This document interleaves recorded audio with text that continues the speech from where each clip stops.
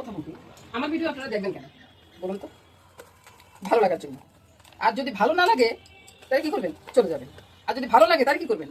একটা তো like comment দিবেন। বলুন, লাইক কমেন্ট দিবেন না? তো লাইক কমেন্ট দিয়ে একটু ভিডিওটা দেখুন না, তাহলে একটু আমি উপকৃত হই আর কি। আপনারা কি উপকৃত হবেন সেটা আমি জানি না, আপনারাও তো উপকৃত হবেন না সেটা আমি বলবো না। আমার রান্না আমি অনেক সহজভাবে দেখাই। এই যে দেখুন কত সহজভাবে পাতা তৈরি রান্না করে নিতেছি। এদের মতো সহজা দুনিয়াতে কিছু আসেনি রে ভাই, বলুন তো?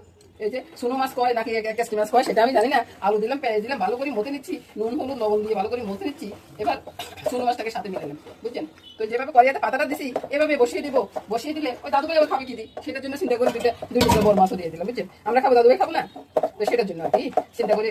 এই তো মাখা ধোকা শেষ হয়ে গেছে, এবার কি করবো বলুন তো? এবার পাতাটা এভাবে দিয়ে দিব, এভাবে একটু দিব, এভাবে একটু দিব, এবার এভাবে দিব, এভাবে দিব, বাস। এবার ঢাকা দিয়ে দিব।